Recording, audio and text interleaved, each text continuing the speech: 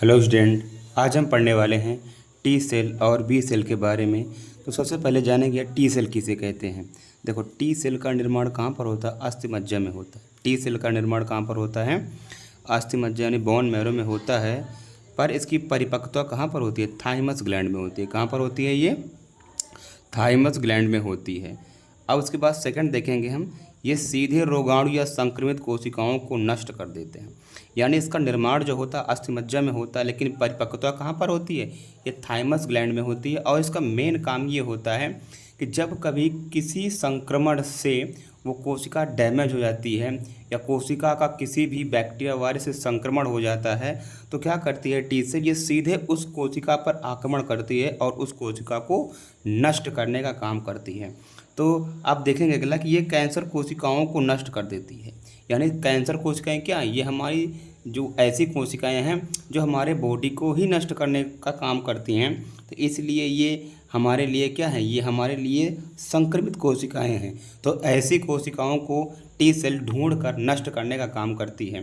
तो ये T cell हमारे लिए बहुत इंपॉर्टेंट है, क्योंकि ये कैंसर कोशिकाओं को नष्ट करने का काम करती है।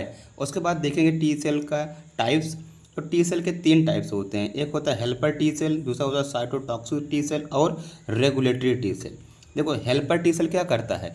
ये नष्ट करने के साथ साथ में कोशिकाओं को ये क्या करता है? बी सेल और जितने प्रतिरक्षा तंत्र होते हैं इन सबको क्या करता है? एक्टिव कर देता है उनसे लड़ने के लिए। उसके बाद सेकंड पे हमारा है साइटोटॉक्सिन।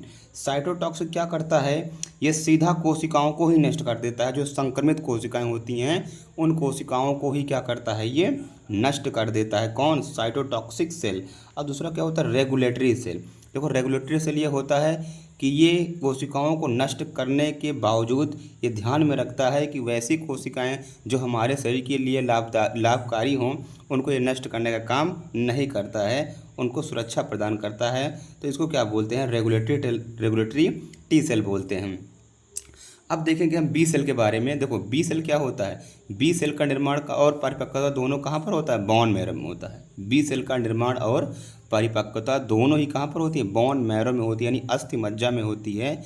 उसके बाद में बी सेल का काम क्या होता है? देखो, बी सेल पहचान कर एंटीबॉडी बनाती है। यानी बी सेल क्या करती है कि किसी भी बैक्टीरिया और वायरस को पहचान कर उसी की एंटीबॉडी बनाती है और वो उसी को ही मारने का काम करता है। तो बी सेल पहचान कर एंटीबॉडी बनाती है और रोगाणुओं को नष्ट करने का काम करती है। उसके बाद में अगला पॉइंट है हमारा, यह मेमोरी बी सेल भी बनाती है। यह मेमोरी बी सेल भी बनाती है। तो मेमोरी बी सेल क्या है कि जैसे एक बार किसी बैक्टीरिया का संक्रमण आपके शरीर में हुआ तो दोबारा से जब संक्रमण होगा तो यहाँ पर क्या बनाती है? B cell, memory B cell. ये क्या करेगी? तुरंत पहचान जाएगी कि पुराना वाला संक्रमण है और उसको तेज़ी से नष्ट करने का काम करेगी। तो यहाँ पर लिखा गया है कि यह मेमोरी बी सेल भी बनाती है जो दोबारा उस संक्रमण को तेज़ी से नष्ट करने का काम करती है। तो आई होप समझ में आ गया होगा टी सेल हमारा क्या है और बी सेल क्या है।